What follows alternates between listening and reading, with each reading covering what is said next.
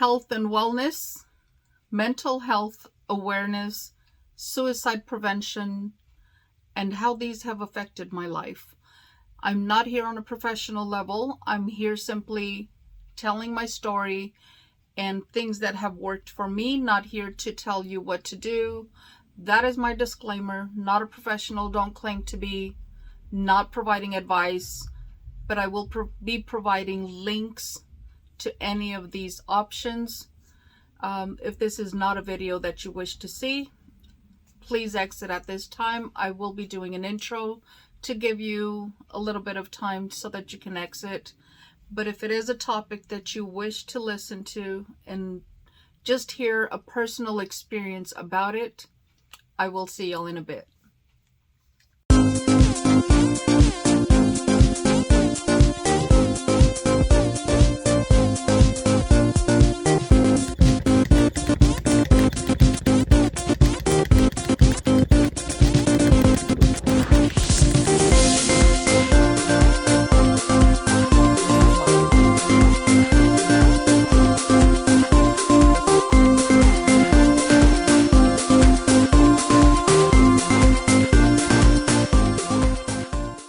Hello, welcome everyone. Thank you for joining me. My name is Mary. I hope y'all are having a wonderful day. Well, today is Wellness Wednesday. Happy Wellness Wednesday, everyone. Thank you for joining me here. Today, I'm going to be talking about a very touchy subject. If you did not see my intro, I'm going to do the disclaimer before I start on anything. And the disclaimer is, if you are not wanting to talk about suicide prevention, mental health awareness, and just any of the topics that are pretty sensitive to family life, just exit the video. I won't be hurt. It will not hurt me. I would hope that you would stay. I do have personal experience, not professional advice or professional guidance, personal experience, because it is something close to me that happened in my family and I'm having to cope with that. That is what I will be talking about today. Nothing professional out there, because I'm not a professional in any of that. Okay. Although I do work in the field, that doesn't qualify me to be able to give advice or any of that. So don't ask for the advice. I will simply redirect you into or to a location, phone number, website, what have you, where you can get that type of information. Now I'm going to go ahead and go into the topic. So if you haven't exited and you still wish to, you can do so right now. Those of you that want to stay and want to hear this, thank you. Thank you for staying. I feel it's something that's going to impact pretty much a lot of people. This is a topic that is very, very dear to my heart. It has to do with my struggles with weight, which have caused anxieties and depression, and you name it, it has caused it. Not to the degree of what I'm going to talk about to teenagers and how it affected them and what the extremes that it took them to. One of them is one of my G babies, and the other one just happens to be a teenager that I watched grow from probably the age of 2 or 3. So what they experienced, what they took, their release was not what we expected would happen, but it did. We're dealing with it. We're still dealing with it. Mine started with work. We had several employees come down with COVID. I was exposed. I was quarantined. We quarantined for almost 3 weeks. But it didn't quarantine me to my home. It quarantined me to coming and going from work and just praying that I would not be positive for COVID, which I was not. We were extremely careful. We were extremely cautious of everything around us so that we would not get sick. And thank God I did not test positive. I did not come down with COVID. However, for peace of mind for everyone out there, everything that I do for giveaways, everything that I do to give to friends and family, I keep in my spare bedroom. It's not kept here. And I haven't done that since I moved everything out of here, because I was supposed to remodel this room. I'm still in the process. I'm still half empty in this room because I had moved it away, and that is a good thing because it kept everything isolated. Door got closed. I did not go in there the whole entire time that I was in quarantine. That said, giveaways and collabs are coming up. I can promise you that it is safe. It is guaranteed that I have not been in there for a little over a month. Until yesterday or the day before yesterday, when I went in to get some of my things that I needed. That said, I have, and it's going to be a tough topic for me, the emotions that are going to go with it. My G-baby decided to take the out of pain and through self-harm.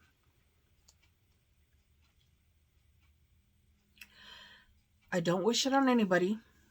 It is a tough thing to deal with, but we're dealing with it. Talk to your teenagers. Talk to them. Leave the avenues open. And it's not just your teenagers. The children are going through it too. The younger kids. They are going through all of this isolation type thing that COVID has brought us into.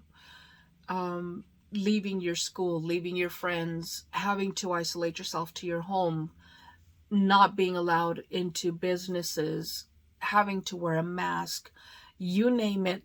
The adults are struggling with it. And if the adults are struggling with it, we know the kids are struggling with it as well. We seem to think that we're protecting them, we're keeping them at home, we're not allowing them to go anywhere, so therefore they are safe. What we fail to understand is that we are human and we need human interaction for the most part. At least I do. We need people. We need to talk to people. We need to socialize. And these kids are going through what we are going through on a different level. They don't understand. We get to go to work. We get to come back from work. A lot of these kids didn't get to do that. I know a lot of states have returned to school. These kids have returned to school. But there are so many fears and anxieties and just things going out there. My take on all of this is communication. Talk to your kids.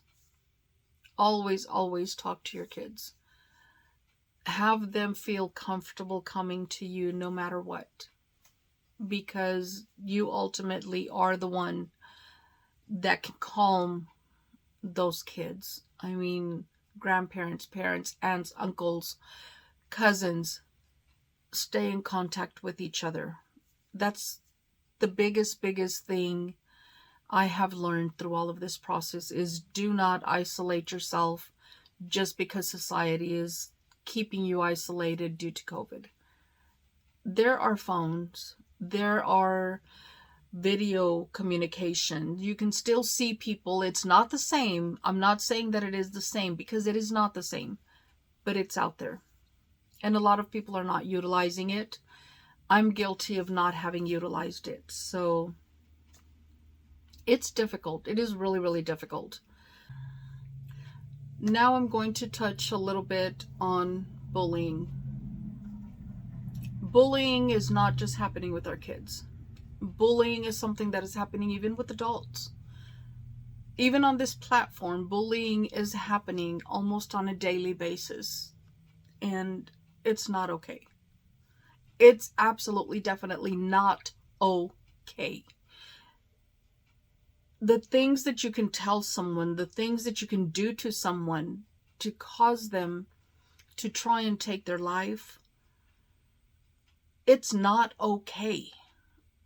It will never be okay. That is what started the second teenager that I was talking about. That teenager, because of bullying and everything else that teenager happened to be going through, whether it be family problems or the COVID isolation. This was a teenage, or is, I'm not going to say was, is, this teenager is doing a little better. But this teenager was the popular kid, the friendly kid, the social kid, the kid a lot of people wanted to hang out with. And I'm not sure how the bullying began, because this teenager, of course, is not part of my family, although I watched this teenager grow up from the age of probably 2 or 3. So for 13 years maybe, I have seen this teenager grow up, and it hurt. It hurt tremendously. All because someone else decided that they felt they were better than somebody else. Nobody is better than anybody. I don't care who you are.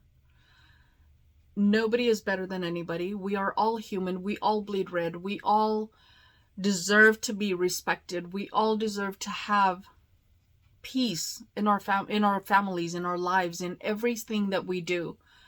It is not okay to bully. Absolutely not.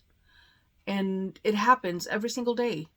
Teenagers, adults, children as young as pre-kinder, kinder, are now doing some of the bullying. I have a grandson who happens to be bullied almost on a daily.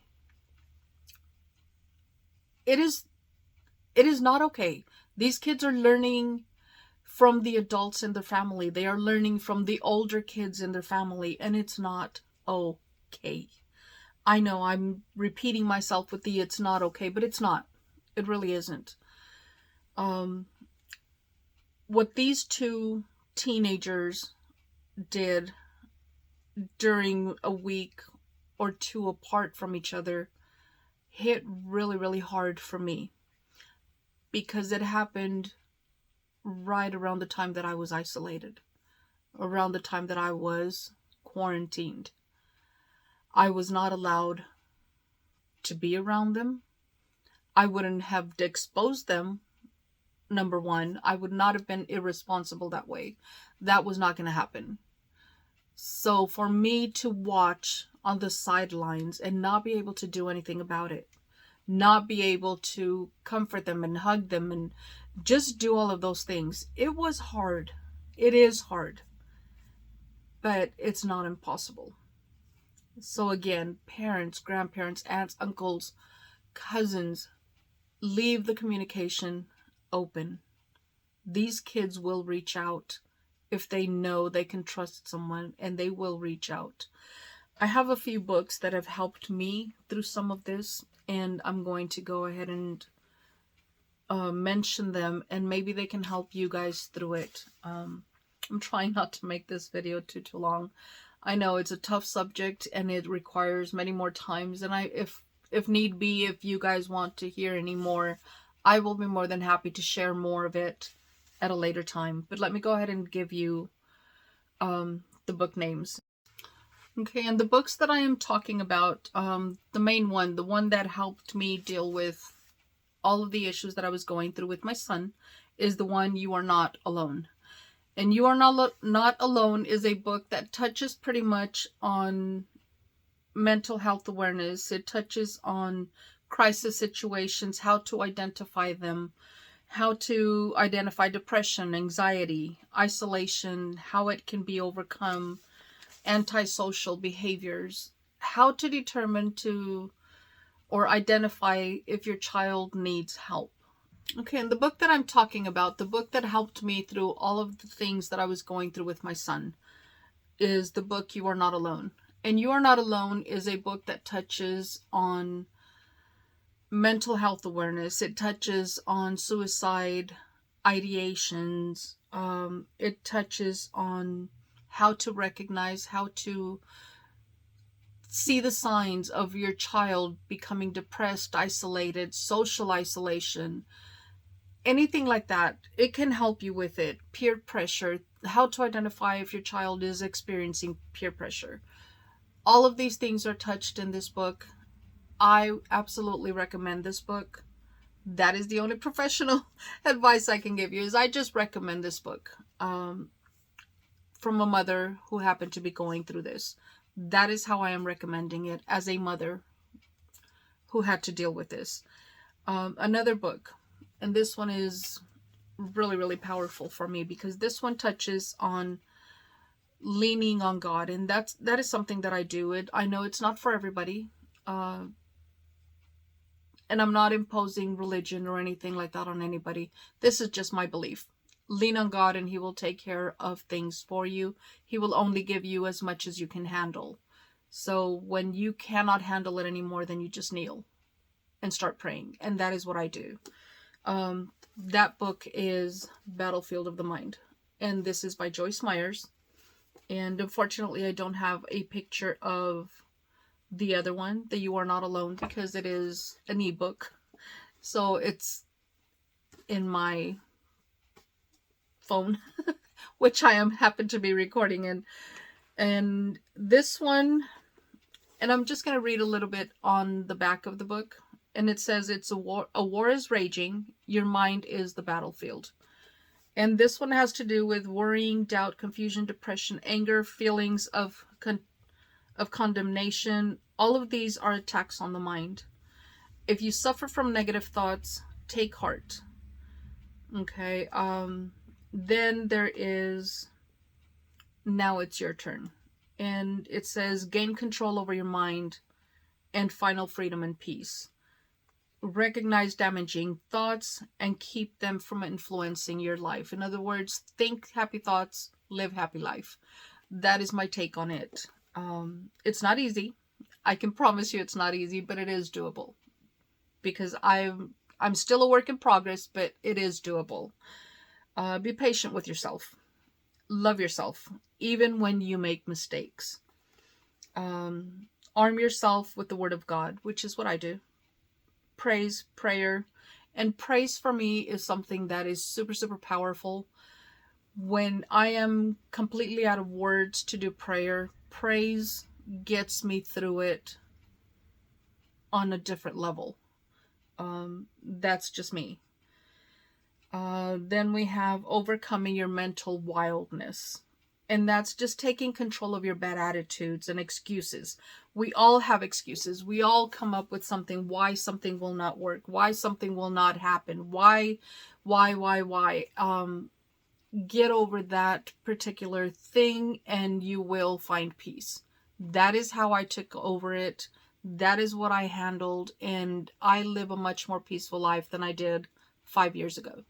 And 5 years ago, for some of you that have not seen some of my videos, 5 years ago is when I completely moved from one state to another to start my life all over again. And broken, defeated, angry, isolated, completely start from scratch at the age of 51. That is not something that's easy to do, but it is doable. I'm in a much better place mentally, health-wise, financially, in every aspect. My mind is in a better place. So it is a doable thing. Take care of yourself so that then you can take care of others.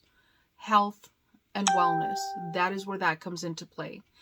If you are healthy, both mentally, physically, emotionally, or more than both, in all of these aspects, your mind is clear, you're going to be a much better help for everyone around you that you're trying to help. Don't take on something that you know is going to destroy you or drag you down. Do what you can. Don't try to overdo it. These are things that I talk to myself about often. These are things that my brother helped me with, because some of you have also known or seen my videos where I do thank my brother. My brother has been my solid rock. I'm much older than him. He's my baby brother of the boys. I am 13 years older than him, and he happens to be my rock when it should be the other way around. He's helped me find myself and get to where I am now. So just when you think you don't need someone's help, you do. Everyone needs help at one time or another. Let pride go. Do not hold on to pride. These are just some of the things that I did. I'm not telling you to go do it. I'm not telling you or advising you to go do it. This is what I did. These are the things that I thought about often, and these are the things that I did. That has helped me deal with what's happening with our teenagers in the family. This has helped me with the job that I have, because I deal with this not just with my close loved ones. I deal with it with my work as well. So I get both ends. I get the sentimental, close to my heart thing, but the same situation from someone that is still, although close to my heart, because I interact with them on a daily. It's not the same, but it still impacts me nearly the same. So getting it from all ends. Teenagers, children, young adults, even adults, we all need to focus on life, focus on the positive, and try to love, help, encourage, uplift one another. That is all I have to say on that. If you have any ideas, suggestions, or if you want to see more of this type of video, let me know in the comments section, and I will do everything possible to do it. I will never come at a capacity of a professional telling you what to do. I will always come as finding the experience of something that you want to know, because you name it, I have gone through it probably, and I can probably just give you my story, and if it helps you in any way, shape, or form, I've done what I was intending to do, is helping others through my personal experience. But I think that's pretty much all for Wellness Wednesday. I know I made it long. My apologies for that. However, I just felt that this information had to get out there. Health and wellness, mental health awareness, and suicide prevention, bullying, all of that. Let's all get together. Let's end all of this. One person at a time, one day at a time. And who knows, the more, the merrier, the more powerful. And for me, God before anything. So I will see y'all in the next video. Until then, y'all stay safe, stay blessed, smile always. Bye.